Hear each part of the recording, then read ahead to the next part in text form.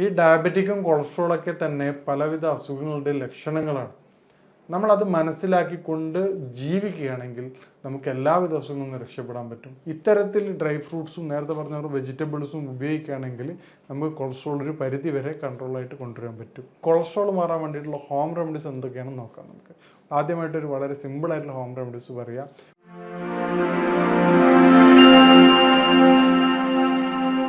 ഞാൻ ഡോക്ടർ മോഹ്സിൻ. ഇന്ന് നമ്മൾ ചർച്ച ചെയ്യാൻ പോകുന്ന ടോപ്പിക് കൊളസ്ട്രോൾ എന്ന അസുഖത്തെക്കുറിച്ചാണ്. ഇത് വളരെ സുപരിചിതമായ ഒരു ടേമാണ് കൊളസ്ട്രോൾ എന്നത്.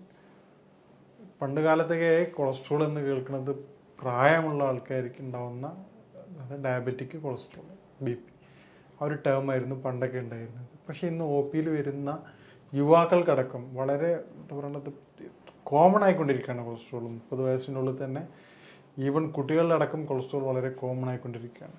അപ്പോൾ അതെന്താണ് അതിൻ്റെ കാരണമെന്ന് നമുക്ക് പരിശോധിക്കാം. അതുപോലെ അതിൻ്റെ പരിഹാരം എന്താണെന്നും നോക്കാം. ആദ്യമായിട്ട് ഇന്നത്തെ ഏറ്റവും പ്രധാനപ്പെട്ട വില്ലനായിക്കൊണ്ടിരിക്കുന്നത് സഡൻഡറി ലൈഫ് സ്റ്റൈൽ തന്നെയാണ്. ഇന്നത്തെ ജീവിതശൈലി, നമുക്ക് ആവശ്യമുള്ളതിനേക്കാൾ എനർജി, ഒരു ശരാശരി ഒരു മെയിലിന് ഒരു ദിവസം ആവശ്യമുള്ളത് 2000 കലോറിയാണ്. ഈ കലോറിക്ക് പുറമെ വരും ഇന്നത്തെ അവസ്ഥയിൽ ഫിസിക്കൽ വർക്ക് കുറവുള്ള വ്യക്തികൾ നിർബന്ധമായിട്ടും അതിനനുസരിച്ചുള്ള കലോറി മാത്രമേ ഉപയോഗിക്കാൻ പാടുള്ളൂ. ഇല്ലെങ്കിൽ ഈ രൂപത്തിൽ ബോഡിയിൽ വെയിറ്റ് കൂടുകയും അത് പിന്നീട് മറ്റു പല പ്രശ്നങ്ങൾക്ക് ഒബേസിറ്റിക്ക് കാരണമാവുകയും ചെയ്യും.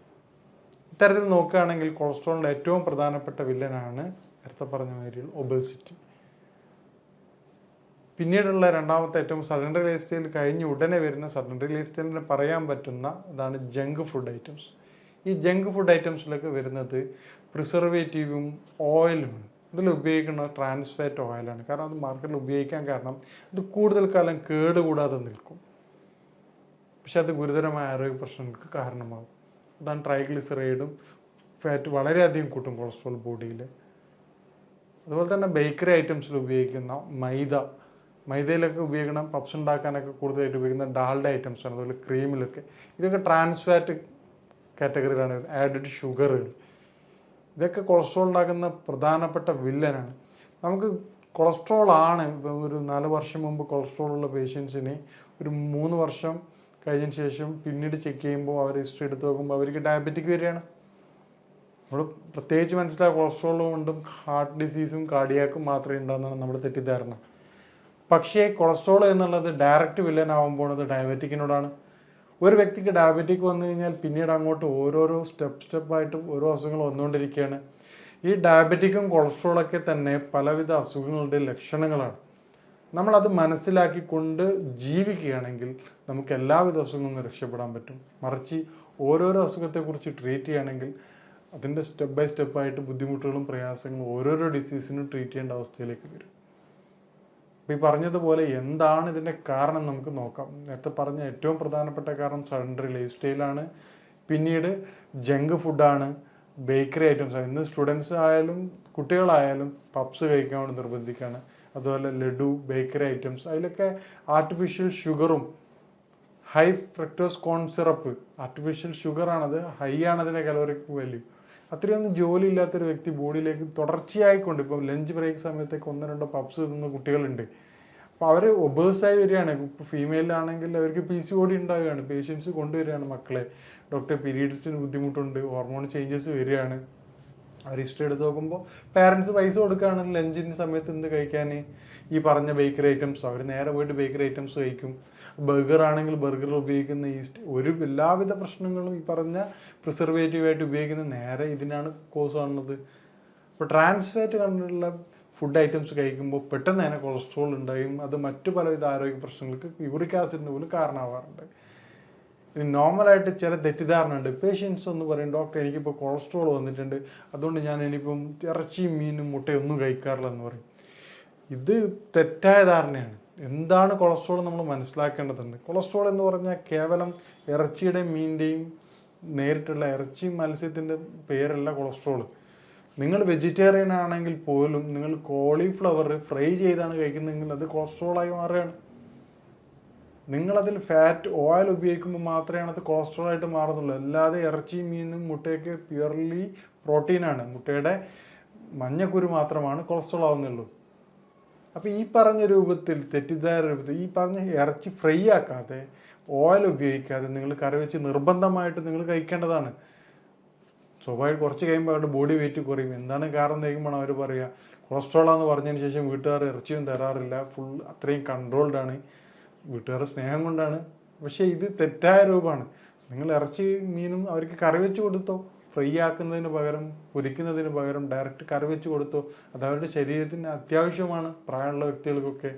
അപ്പോൾ ഇത്തരത്തിൽ നമ്മൾ കറക്റ്റ് കൺട്രോൾ ചെയ്ത് പോവുകയാണെങ്കിൽ വളരെ എളുപ്പം നമുക്ക് കൊളസ്ട്രോൾ കൺട്രോൾ ചെയ്യാൻ പറ്റും. ഇപ്പോൾ കൊളസ്ട്രോൾ കൺട്രോൾ ചെയ്യാനും നേരത്തെ പറഞ്ഞ പോലെ സഡൻഡറി ലൈഫ് സ്റ്റൈൽ മാറ്റുകയാണെങ്കിൽ ദിവസത്തിൽ ഒരു അരമണിക്കൂറെങ്കിലും നമ്മൾ സൈക്ലിങ്ങോ മറ്റു പല വിധത്തിലുള്ള എയറോബിക് എക്സസൈസ് ചെയ്യുകയാണെങ്കിൽ, ഹാർട്ട് റേറ്റ് കൂടുന്ന തരത്തിലുള്ള എക്സസൈസ് ചെയ്യുകയാണെങ്കിൽ കൊളസ്ട്രോൾ നമുക്ക് ഒരു മെഡിസിൻ ഇല്ലാതെ തന്നെ കൺട്രോൾ ചെയ്യാൻ പറ്റും. കൊളസ്ട്രോൾ കുറക്കാൻ സഹായിക്കുന്ന ചില ഭക്ഷണ പദാർത്ഥങ്ങൾ നിർബന്ധമായിട്ടും കൊളസ്ട്രോൾ വന്ന വ്യക്തികൾ അവരുടെ ജീവിതത്തിൽ ഉൾപ്പെടുത്തേണ്ടതാണ്. അതിൽ ഏറ്റവും പ്രധാനമാണ് വെളുത്തുള്ളി. അത് അവരുടെ ഭക്ഷണ പദാർത്ഥം നിർബന്ധമായി ഉൾപ്പെടുത്തേണ്ടതാണ്. കൊളസ്ട്രോൾ വന്ന വ്യക്തി ഒരു ദിവസത്തിൽ ഒരു നേരമെങ്കിലും നിർബന്ധമായിട്ടും ലീഫ് ഐറ്റംസ് ഉള്ള വെജിറ്റബിൾസ് കഴിക്കേണ്ടതാണ്. സലാഡ് ഉച്ചക്കത്തെ ഭക്ഷണത്തിലും ഉൾപ്പെടുത്തേണ്ടതാണ്. പിന്നെ ഡെയിലി ഒരു 5 ആൽമണ്ട്, അതായത് 5 ബദാം രാവിലെയും 5 ബദാം രാത്രിയും കഴിക്കേണ്ടതാണ്. അതുപോലെ തന്നെ വാൽനട്ട് 2 വാൽനട്ട് രാവിലെയും രാത്രിയും കഴിക്കുക. ഒരു നേരം വാൽനട്ട് കഴിക്കും, ഒരു നേരം ബദാം കഴിക്കുകയും ചെയ്യുന്നതോടെ വാൽനട്ടിൽ ഒമേഗയും അതുപോലെ തന്നെ ഹൈ റിച്ച് ആൻറ്റി ഓക്സിഡൻ്റ് ഉള്ളത് കാരണം തന്നെ കൊളസ്ട്രോൾ ലെവൽ വളരെ പെട്ടെന്ന് കുറയുന്നുണ്ട്. ഒരു 1 മന്ത് തുടർച്ചയായിട്ട് 3 വാൽനട്ട് കഴിക്കുന്ന വ്യക്തികളിൽ കൊളസ്ട്രോൾ ലെവൽ ട്രൈഗ്ലിസറൈഡ് വളരെയധികം കുറഞ്ഞതായിട്ട് പഠനങ്ങൾ സൂചിപ്പിക്കുന്നുണ്ട്. വേറൊരു പ്രധാനപ്പെട്ട കാരണം അരിഭക്ഷണം എങ്ങനെ കൊളസ്ട്രോൾ കൂട്ടുന്നുള്ളതാണ്. ഓയിലി ഐറ്റംസൊക്കെ ആൾക്കാർ ഒഴിവാക്കും, വീണ്ടും അരി നന്നായിട്ട് കഴിക്കും. അരി കൂടുതലായിട്ട് ഇഷ്ടമുള്ള ഒരു വ്യക്തികൾ ബോഡി ഇത് ഗ്ലൂക്കോസിനെ സ്റ്റോർ ചെയ്ത് മാറ്റുന്നത് ട്രൈഗ്ലിസറൈഡ് ആയിട്ടാണ്. അറിയാത്തൊരു കാര്യമാണ്. അത് കൂടുതൽ പ്രശ്നങ്ങളിലേക്ക് മാറും. പേഷ്യൻസ് പറയും ഡോക്ടർ ഞാൻ അരി എണ്ണയുടെ ഒന്നും ഉപയോഗിക്കുന്നില്ല, പക്ഷേ എനിക്ക് കൊളസ്ട്രോൾ ഇങ്ങനെ ട്രൈഗ്ലിസറൈഡ് ഇങ്ങനെ കൂടിക്കൊണ്ടിരിക്കുകയാണ്. ഇതിൻ്റെ യഥാർത്ഥ വില്ലൻ അരിഭക്ഷണമാണ്. അരിഭക്ഷണം പൂർണ്ണമായിട്ടും വർജിക്കണം എന്നല്ല പറഞ്ഞു വരുന്നത്. രാത്രി അരിഭക്ഷണം അല്ലാതിരിക്കുക. ഒരു നേരം കഴിക്കുമ്പോൾ അരിഭക്ഷണം നല്ല ഏറ്റവും പ്രധാനപ്പെട്ട വൈറ്റ് റൈസാണ് ഏറ്റവും വില്ലൻ. അരിഭക്ഷണത്തിൽ എല്ലാ അരിഭക്ഷണവും വൈറ്റ് റൈസ്. നിങ്ങളുടെ നാടുകളിൽ തവിടോട് കൂടിയിട്ടുള്ള റെഡ് കളറുള്ള അരി നിങ്ങൾക്ക് കിട്ടുകയാണെങ്കിൽ ധൈര്യമായിട്ട് നിങ്ങൾ ഉപയോഗിച്ചോ. തവിടോട് കൂടിയിട്ടുള്ള അരി, മാർക്കറ്റിലുള്ള തവിടോട് കൂടി അരി നിങ്ങൾ ഉപയോഗിക്കരുത്. കാരണം അതിൽ കൃത്യമായിട്ട് കളർ ചേർത്തിട്ടാണ് പ്രശ്നം വരുന്നത്. അത് ഇതിനേക്കാൾ കോംപ്ലിക്കേഷൻസ് ഉണ്ടാക്കും. നിങ്ങൾക്ക് ഡയറക്റ്റായിട്ട് ഈ പറഞ്ഞ തവിടോടുകൂടി മില്ലിൽ നിന്നും അരി കിട്ടുകയാണെങ്കിൽ ഏറ്റവും പെർഫെക്റ്റ് ആണ്. നിങ്ങൾക്ക് പറഞ്ഞ ട്രൈഗ്ലിസറൈഡുകളും ഇത് മാത്രമല്ല ഡയബറ്റിക് ഇല്ലാതിരിക്കും, ഫൈബർ കണ്ടൻറ്റ് കൂടുതലാണ്, ഒരുപാട് ബെനിഫിറ്റ് ആ ഒരു ടൈപ്പ് ഓഫ് റൈസ് കൊണ്ടുണ്ട്, അരികളിലുണ്ട്. അതുകൊണ്ടാണ് പണ്ട് കാലത്ത് ഇത്രയും പ്രശ്നങ്ങളും പ്രയാസങ്ങളും ഇല്ലാതിരുന്നത്.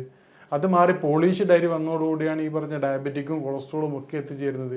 ഒരു വ്യക്തിക്ക് വേണ്ട കലോറിക് വാല്യൂ തീരുമാനിക്കുകയും അതിന് ശേഷം അവരുടെ ജീവിതം അനുസരിച്ച് ക്രമപ്പെടുത്തുകയാണ് ആദ്യം വേണ്ടത്. ഇത്തരത്തിൽ ഡ്രൈ ഫ്രൂട്ട്സും നേരത്തെ പറഞ്ഞ വെജിറ്റബിൾസും ഉപയോഗിക്കുകയാണെങ്കിൽ നമുക്ക് കൊളസ്ട്രോൾ ഒരു പരിധി വരെ കൺട്രോളായിട്ട് കൊണ്ടുവരാൻ പറ്റും. ഇനി കൊളസ്ട്രോൾ ഉള്ള വ്യക്തികൾ ഡെയിലി രാത്രി ഉറങ്ങാൻ നേരത്ത് കക്കരി കഴിക്കുകയാണെങ്കിൽ അത് നല്ലതാണ്. ഇനിയിപ്പോൾ കൊളസ്ട്രോളിനായിട്ടുള്ള യുനാനി ട്രീറ്റ്മെൻറ്റ് എന്താണെന്ന് നമുക്ക് പരിശോധിക്കാം. യുനാനി വൈദ്യശാസ്ത്രം അനുസരിച്ച് കൊളസ്ട്രോൾ നേരത്തെ പറഞ്ഞ ലിവറിൻ്റെ ചൂട് കൂടുതൽ കൊണ്ടുണ്ടാകുന്ന പ്രശ്നമായിട്ടാണ് കൺസിഡർ ചെയ്യുന്നത്. ബ്ലഡിനെ ആ ചൂട് കുറക്കുന്നതോടുകൂടി അല്ലെങ്കിൽ ബ്ലഡ് ക്ലിയർ ചെയ്ത് ലിവറിൻ്റെ ഫംഗ്ഷൻ ബൂസ്റ്റ് ചെയ്യുന്നതോടുകൂടി തന്നെ നമുക്ക് നേരത്തെ പറഞ്ഞ പോലെ മെറ്റബോളിക് ആക്ടിവിറ്റീസ് കൂട്ടുകയും ചെയ്യുന്നതോടെ തന്നെ കൊളസ്ട്രോൾ കുറയുന്നതായിട്ട് കണ്ടുവരുന്നുണ്ട്. നേരത്തെ പറഞ്ഞ ബദാമിൻ്റെ ഓയിലാണ് പ്രധാനപ്പെട്ട ഒരു മെഡിസിൻ ഉള്ളത്. പിന്നെ വെളുത്തുള്ളിയുടെ കണ്ടൻറ്റുള്ള വേറൊരു മെഡിസിൻ ഉണ്ട്. പ്യുവർലി നാച്ചുറൽ മെഡിസിനാണ് യുനാനി സിസ്റ്റം. അതുപോലെ തന്നെ മെഡിസിൻ കണ്ടൻറ്റും നാച്ചുറലാണ്. നേരത്തെ പറഞ്ഞ നാച്ചുറൽ വൈസ് നമ്മൾ നോക്കുകയാണെങ്കിൽ വളരെ എളുപ്പം തന്നെ കൊളസ്ട്രോൾ കുറയുന്നതാണ്. ഇനി കൊളസ്ട്രോൾ ഉണ്ടാവുന്ന കോംപ്ലിക്കേഷൻസ്, നമ്മൾ ഏറ്റവും പ്രധാനപ്പെട്ട കോംപ്ലിക്കേഷൻസ് വരുന്നത് കാർഡിയാക് ഡിസീസാണ്. അതുപോലെ തന്നെ ഡയബറ്റിക് ആണ്. കാർഡിയാക്ക് എല്ലാവർക്കും അറിയാൻ പറ്റും, പക്ഷേ ഡയബറ്റിക്കിൻ്റെയും പ്രധാനപ്പെട്ട വില്ലൻ കൊളസ്ട്രോളാണ്. ഇനി കൊളസ്ട്രോൾ മാറാൻ വേണ്ടിയിട്ടുള്ള ഹോം റെമഡീസ് എന്തൊക്കെയാണെന്ന് നോക്കാം നമുക്ക്. ആദ്യമായിട്ടൊരു വളരെ സിമ്പിളായിട്ടുള്ള ഹോം റെമഡീസ് പറയാം. വെളുത്തുള്ളിയും ബദാമും തേനിൽ ചേർത്തുകൊണ്ട് ദിവസവും ഒരു 1/2 ടീസ്പൂൺ കഴിക്കുക. വെളുത്തുള്ളിയും ബദാമും 5 ബദാമും 3 ഇല്ലി വെളുത്തുള്ളിയും ചേർത്തുകൊണ്ട് തേനിൽ വെറും വയറ്റിൽ കഴിക്കുകയാണെങ്കിൽ കൊളസ്ട്രോൾ ലെവൽ കുറഞ്ഞു വരാൻ സഹായിക്കും. ഇതുപോലെ തന്നെ ആപ്പിൾ സിട്രർ വിനാഗർ, നേരത്തെ പറഞ്ഞ പോലെ ആപ്പിൾ വിനാഗർ നാച്ചുറൽ വിനാഗറാണ്. അത് രാത്രി അല്ലെങ്കിൽ രാവിലെ ഒരു നേരം കഴിക്കുകയാണെങ്കിൽ അതും കൊളസ്ട്രോൾ കുറയാൻ വേണ്ടി സഹായിക്കുന്നുണ്ട്. ഓയിലിന് പകരം ഒലിവ് ഓയിൽ യൂസ് ചെയ്യുന്നതാണെങ്കിൽ അതും കൊളസ്ട്രോൾ കുറയാൻ വളരെയധികം സഹായിക്കുന്നുണ്ട്. നേരത്തെ പറഞ്ഞ ലീഫ് വെജിറ്റബിൾസ് രാത്രി നിർബന്ധമായിട്ട് ഉൾപ്പെടുത്തുക. ഇത്തരത്തിൽ നമ്മൾ തുടർന്ന് പോവുകയാണെങ്കിൽ നമുക്ക് കൊളസ്ട്രോൾ വളരെ എളുപ്പത്തിൽ കൺട്രോൾ ചെയ്യാൻ പറ്റും. മെഡിസിൻസിന് പകരം ഡയറ്റിലൂടെ തന്നെ നമ്മുടെ ജീവിത ശൈലിയിലൂടെ തന്നെ നമുക്ക് മാറ്റം വരുത്തുകയാണെങ്കിൽ അത് മികച്ച ഫലം ലഭിക്കും. ശരീരത്തിന് കേവലം കൊളസ്ട്രോൾ മാത്രമല്ല എല്ലാ ആക്ടിവിറ്റീസിലും അത് പ്രതിപാദിക്കും.